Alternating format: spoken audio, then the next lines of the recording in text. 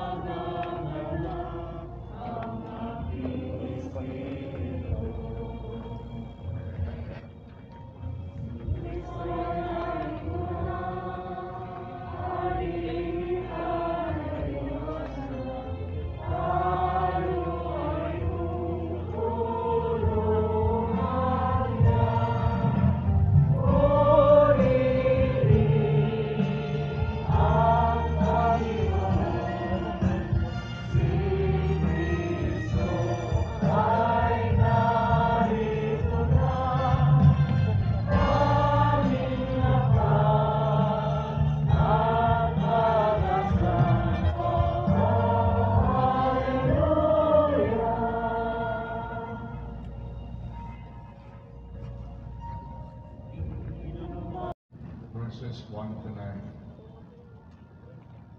But mark this, there will be terrible times in the last days. People will be lovers of themselves, lovers of money, boastful, proud, abusive, disobedient to their parents, ungrateful, unholy, without love, unforgiving, slanderous, without self-control, brutal, not lovers of the good, treacherous, rash, conceited, lovers of pleasure rather than lovers of God, having a form of godliness but denying its power. Have nothing to do with them. They are the kind who worm their way into homes and gain control over weak-willed women who are loaded down with sins and are swayed by all kinds of evil desires, always learning but never able to acknowledge the truth. Just as Jannes and Jambres opposed Moses, so also these men oppose the truth, men of depraved minds, who as far as the faith is concerned are rejected. But they will not get very far, because, as in the case of those men, their folly will be clear to everyone.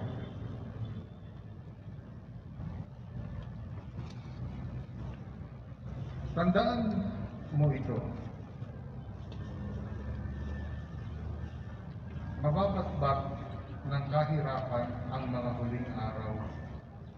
Ang mga tao'y magiging makasarili, kaaman na sa salamin.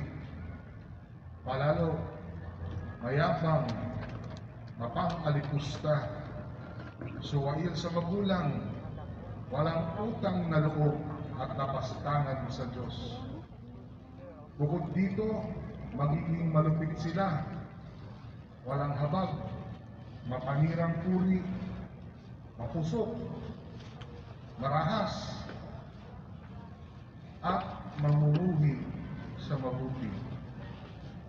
Hindi lamang yan, sila'y magiging taksil, walang taros, palalo, at mahilig sa kalayawan sa halip na sa mga bagay na ukol sa Diyos. Sila'y magkukunwang may pananampalataya, ngunit hindi naman makikita sa buhay nila ang kapangyarihan nito. Iwasan mo ang mga ganitong tao. May ilan sa kanila nagagamit ng paglilinlang upang makapasok sa bahay ng mga babaeng hangal. Bibihagin nila ang mga ito na batbat ng kasalanan at alipin ng sari-saring kita. Lahat na ibig matutuhan ng mga babae ito, ngunit kailanmay di sila makauunawa ng katotohanan. At tulad ni Hanes at Hambres na sumalungat kay Moises, ang mga lalaking ito'y salungat din sa katotohanan. Wala na silang iniisip na kabutihan. Ano pat napatunayan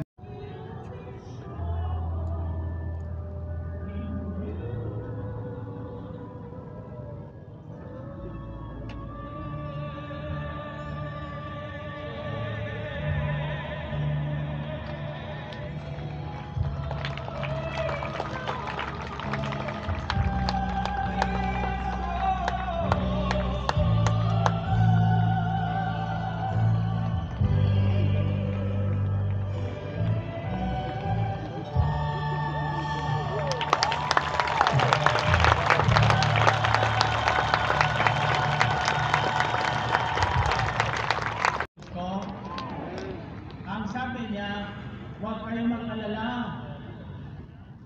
Mag-relax kayo. Sapagkat maging ang buhok nyo ay binangga ng Panginoon. Natatandaan yung bahagi ko sa inyo na wala na po ng shampoo. Huling patak ng shampoo nung Sabado. Nung Sabadong gabi, dumating ang aking shampoo na nanggagaling pa sa Australia. Ganyan tayo kamahal ng Panginoong Diyos. Kaya lang nakikinig ngayon, ako'y nagpapasalamat. Di man kayo magugustuhan ang ginagawa ng Insaday DWSI Prayer Partners, kasama kayo ngayon sa biyayang ito. In other words, our password for today is rise. Rice. Hindi bigas, ha? R-I-S-A. Hindi R-I-C-A. Mawala ng bigas, hindi ito mawawala. To overcome the terror of COVID-19 in all kinds of terrorism, man-made or whatnot, we need to remember lahat ng virus o sakit para hindi magkasakit o para gumaling sa sakit. Walang sakit na hindi napagtatagumpayan. Kaya ngayong araw, ulitin ko, tapos na ang pananagasa ang COVID-19. So, stand up and relax. Relax lang tayo. Sapagkat ang taong hindi relax, nanginginig, madaling matakot, madaling mamatay. Hindi pa oras ng kamatayan, namamatay na.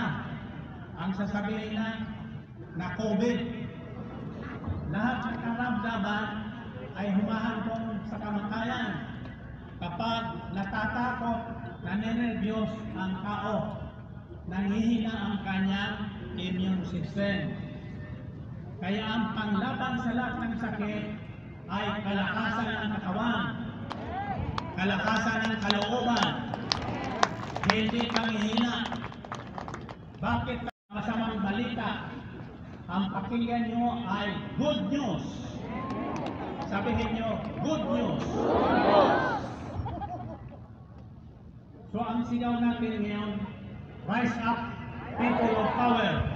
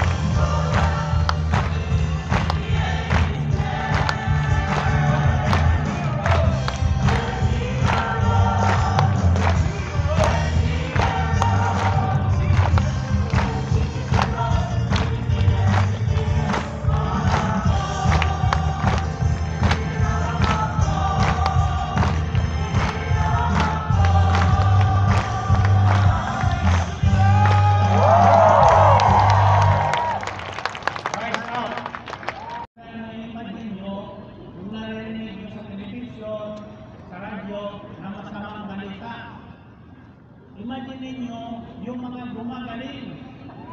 Wala namang gamot kung binigay, gumagaling. Yan ang imagine ninyo. Gagaling kayo. At magaling na kayo. Saan yung nasusumpungan yan? Ephesians chapter 3, verse 20 says, now to him who is able to do more than all we ask or imagine, according to his power at work within us. Sabihin niyo, power. Remember, finally, brothers and sisters, whatever is true, whatever is noble, whatever is right, whatever is pure, whatever is lovely, whatever is admirable, if anything is excellent or praiseworthy, think about such things. So, maging laman ang ating isipan ang mga bagay na maganda, totoo,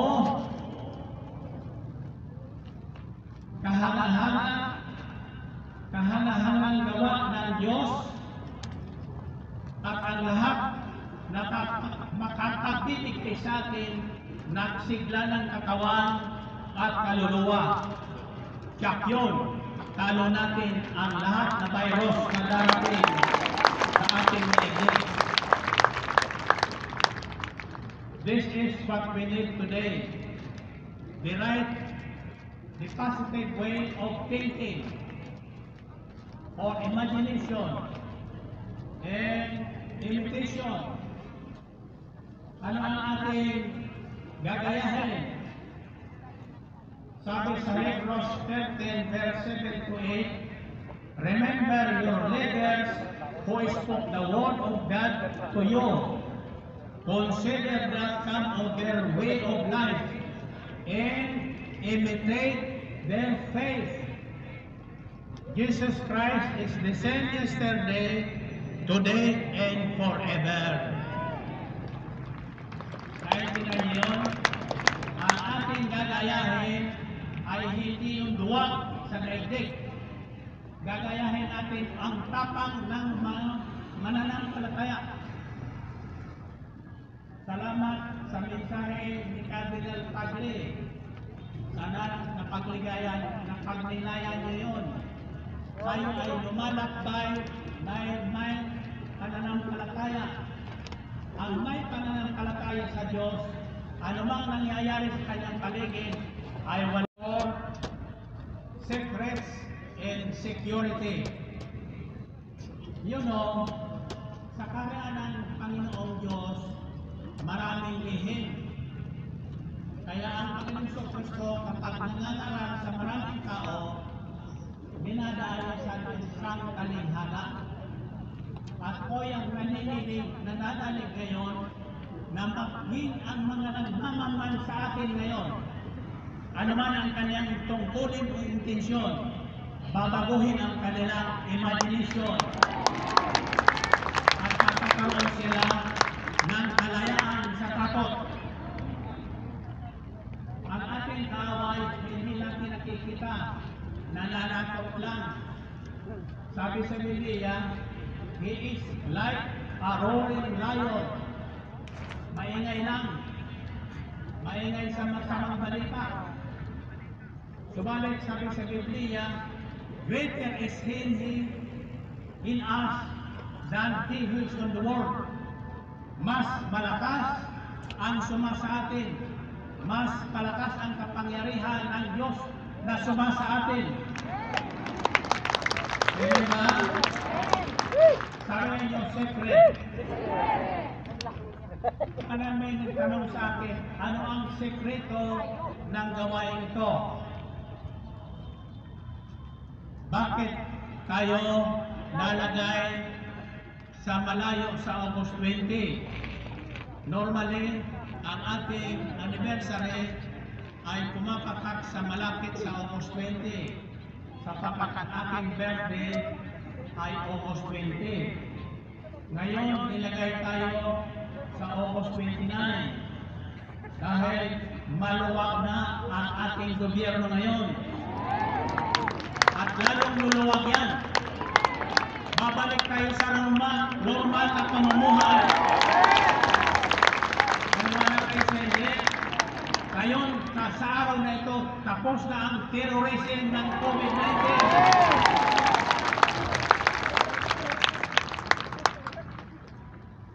Sabi niyo, secret. Sa pag-aari ng Diyos, marami ang lihim.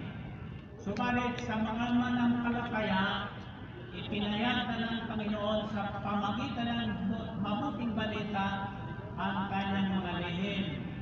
Isang lihim na ating nasumpungan sa pag-aari ng Diyos ay ang pagsunod. Pagsunod.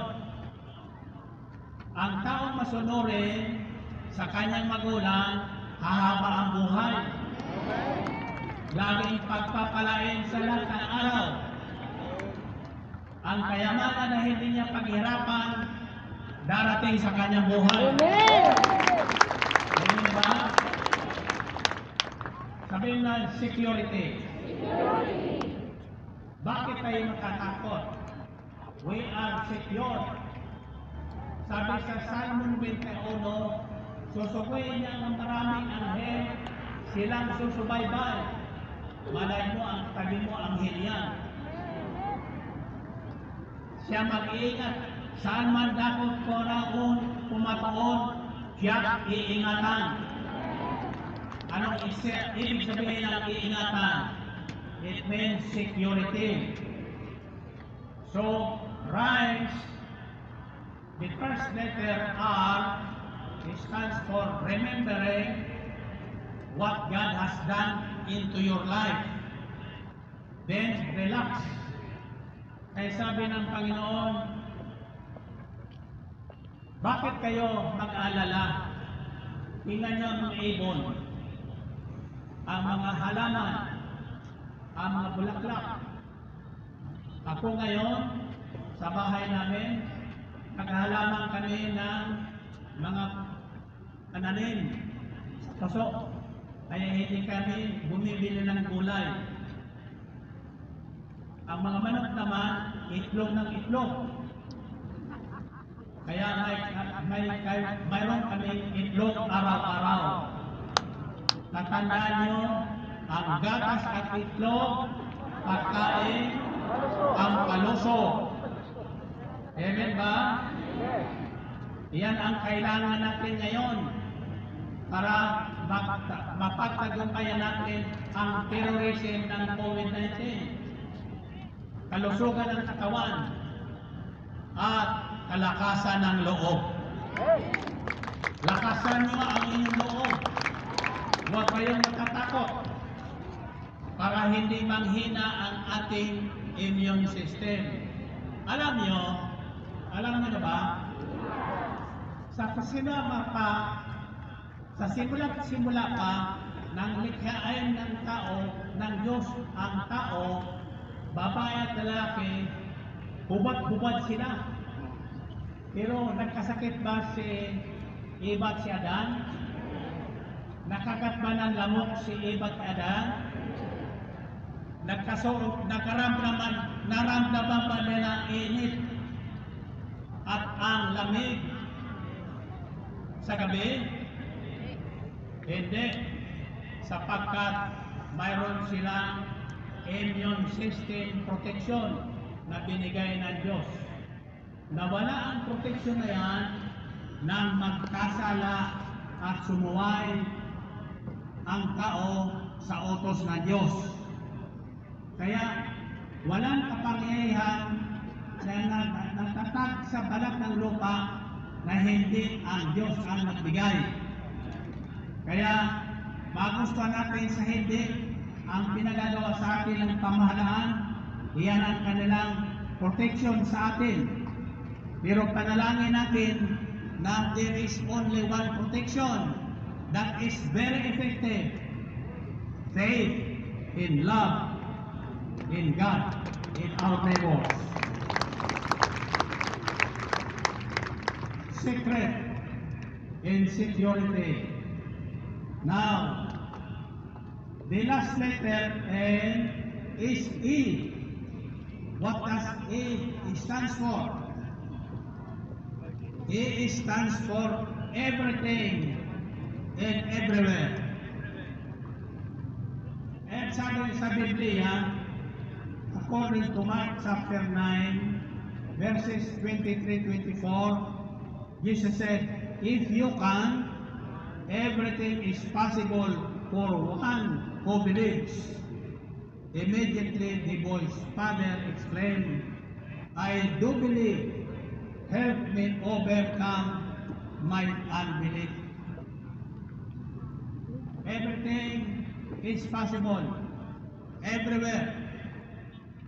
Kaya ako'y naniniwala na lahat kayong nakarating ngayon at sumusunod sa pamahalaan natin, at ang pamahalaan natin ay bibigyan ng karunungan na galing sa Diyos, hindi galing sa tao, sapagkat ang karunungan na sa Diyos ay hindi maunawaan ng tao. Hindi lockdown ang kailangan natin. Ang kailangan natin ngayon, kneel down and pray. Kneel down and pray. Sumuko na tayo sa kapangyarihan ng Diyos. Kumilala tayo at tumawag isa't isa at lahat ng tao sa balat ng lupa, ito ang tinuturo ng Diyos. Magpanikto kayo sa akin, lahat ng inyong suliranin aking tatapusin. Maging ang COVID-19.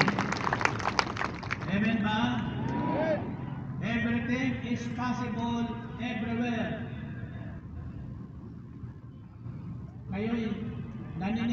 Ako'y naniniwala na maging ang nasa ibang bansa na kasabay natin ngayon sa pamagitan ng Facebook, sa pamagitan ng internet, sa pamagitan ng YouTube o Tubyo, lalaya at lalakas ang kanilang pananampalataya. Kasi ikaw nyo ang salitang Amazing Grace. Amazing Grace. Ulitin nyo. Amazing Grace. Okay, taas ang inyong mananatadahan, ang prayer request, lahat ng offering ninyo, and let's expect a miracle. This is God's amazing grace.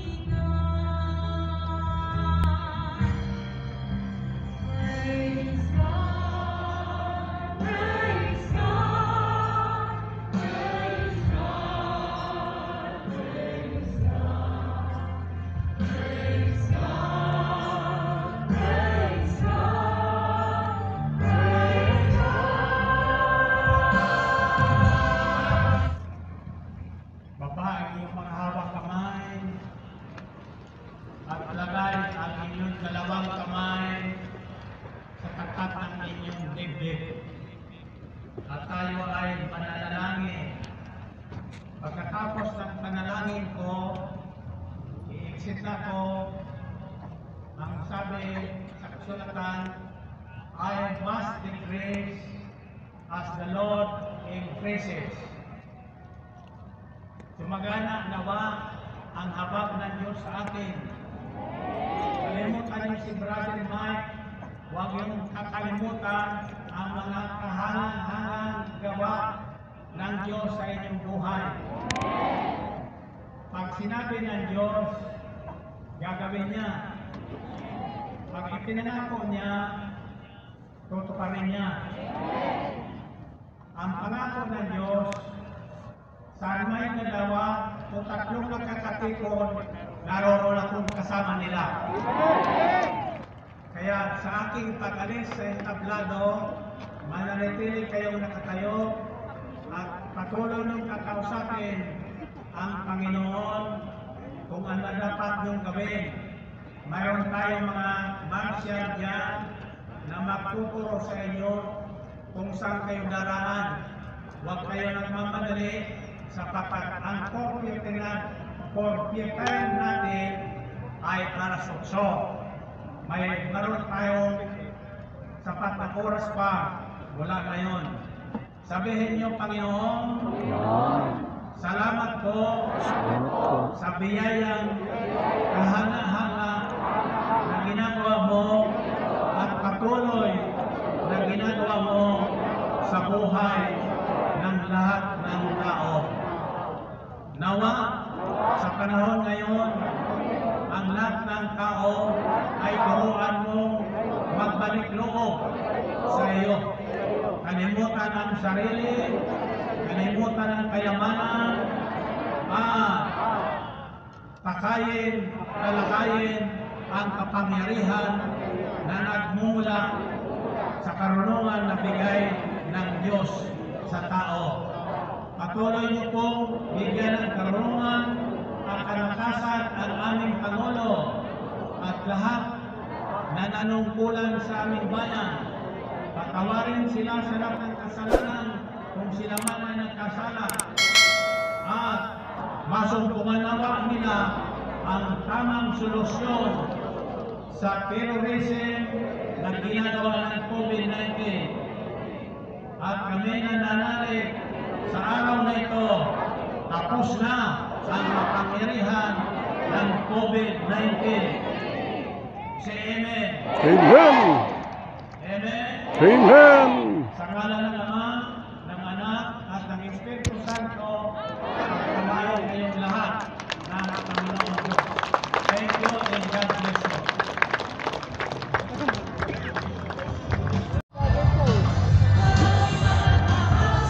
Ito natapos ang ating gawain ng subayan. Salamat po sa pagtutok ng luto.